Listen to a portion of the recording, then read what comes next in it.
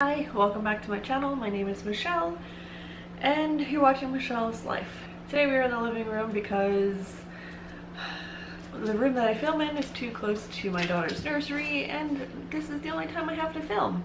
And I recently finished 3 books, so I want to do a TBR check-in. So I'll run that clip now so we can see where I am so far this month.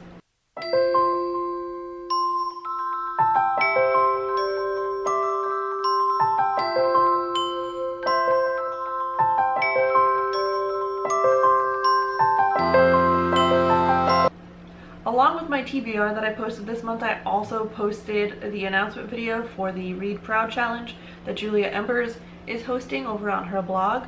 So in a way, I also created a TBR for that as well, and I have to say I'm doing pretty well.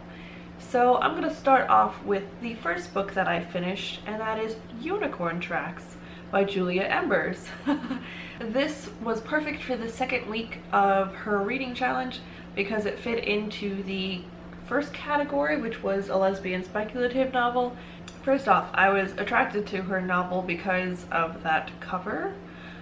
It's gorgeous, but also because Julia is just an amazing presence over on Twitter, and she's really sweet, and it sounded like a really interesting concept.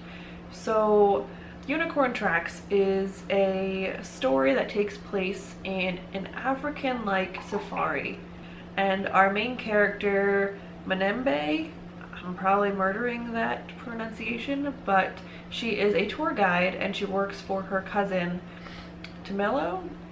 She works for her cousin on the safari, and a father-daughter duo come over to find unicorns from a European-like country. Right away we're thrust into this world that's like a bestiary where there's tons of fantastical creatures, and for me I struggled a little bit with that, with being just thrown into this world and accepting that there are things like minotaurs and unicorns and hydra and carnivorous mermaids. But so I had a little bit of a hard time with that because normally I like to slowly walk into a world like that where it's like our world and then you slowly discover these things. Because after a while I got used to it and I really enjoyed it. Also, the slow burn interracial romance that happened in this novel, it was just really enjoyable, and there was definitely like action and adventure, and I was on the edge of my seat at some points, and I just really enjoyed her writing. I did find some grammatical errors, but I felt like that was more in part of like the editing process, it didn't really speak to her or her writing style. I really enjoyed her pacing and her character development and her world building, and I do definitely look forward to more of her books in the future. So I did wind up giving Unicorn Tracks 4 stars. Oh, another thing really quick that I enjoyed about Julia Embers' characters is I liked that the females were very comfortable with their sexuality and just with themselves. They didn't have that annoying insecurity about their bodies or their body image, and I really appreciated that. I thought it was wonderfully done and just a really nice touch to her story. The next book I want to talk about is The Name of the Wind, which was my #1 priority for this month, and I accomplished it! It was really cool because Alex over at Books and Me also read The Name of the Wind this month, so it was nice to talk to her over on Twitter about it. And I know a couple other people commented saying that they were reading it this month too, so if you want to talk about it, definitely go over to Twitter and message me because I would still love to chat about the book. I really enjoyed it, but it did take me about 200 pages to finally get into it.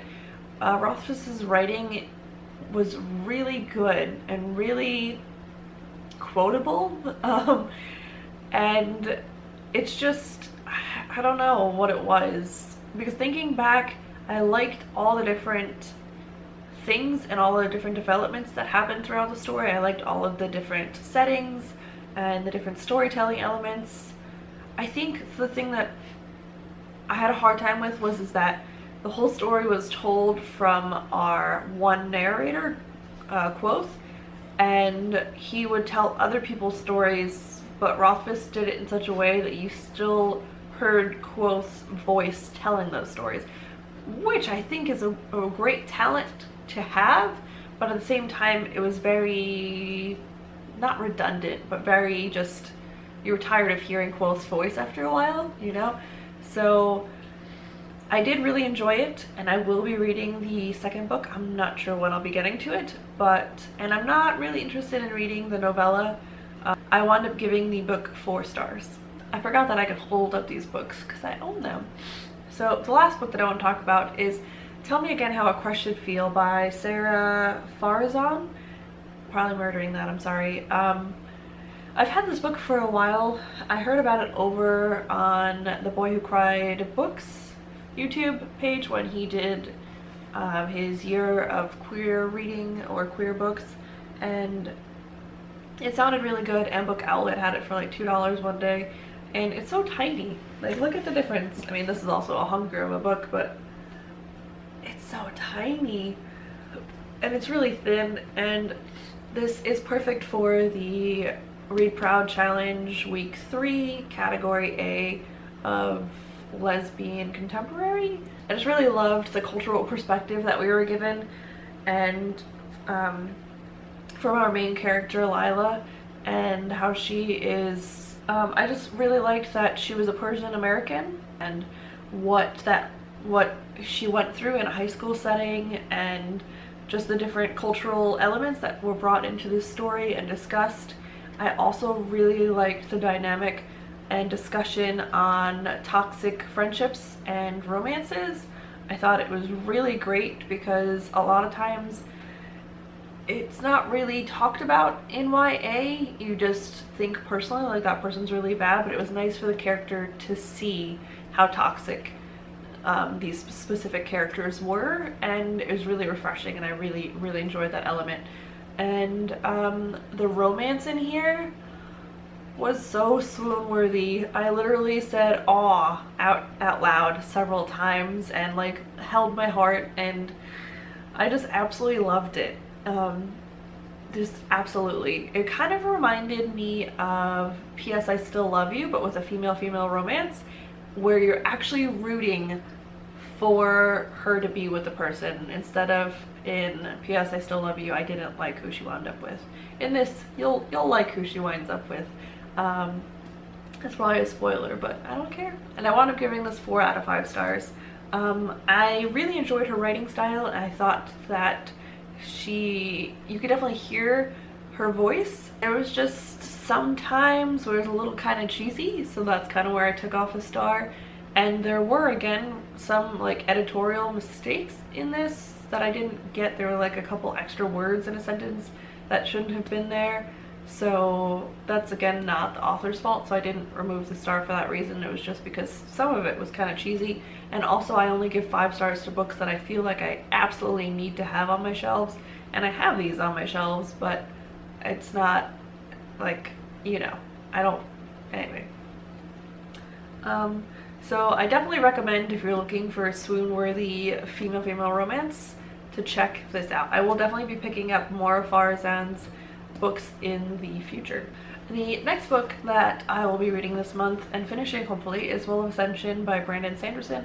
I started this 2 months ago with Karen from Simple Cup of Tea, and we got about halfway through, and I think Goodreads said that she finished it again. I'm not sure, but I will be continuing on. I really enjoy this. I actually liked this world more than The Name of the Wind. It's faster paced for me. I fly through the pages more easily, and I am able to connect to the characters a lot more, and I just really like it. Though the writing isn't as beautiful as Rothfuss's, but it's still really good. So I'm definitely looking forward to finishing this month. Also for like part of the Tome Topple challenge TBR thing. And then I'm hoping to get to Evie Fairfall's Sleeping Tom. Really hoping that I get to this month. I'm kind of feeling like I might not be able to, but I'm gonna try. So I'm really looking forward to it. I feel like the multiple personality disorder is something that's really intriguing, and she's just such a fabulous person that I can't imagine this book being anything but fabulous. That's it for this TBR Check In. I hope to have one more up before the end of the month, maybe on like the last day of the month. And hopefully I'll be in front of my bookcases because my husband should be home for me to film that video. If not, you'll see me on this couch again. Anyway, thank you all so much for watching, liking, subscribing, commenting, and I would like for you to tell me down below what your favorite read of the month has been so far. I think my favorite read still is If I Was Your Girl by Meredith Russo, and I think that's just because I listened to the audiobook and it was just like a full experience, and I really enjoyed it. So that's it. I'll see you guys next time. Bye.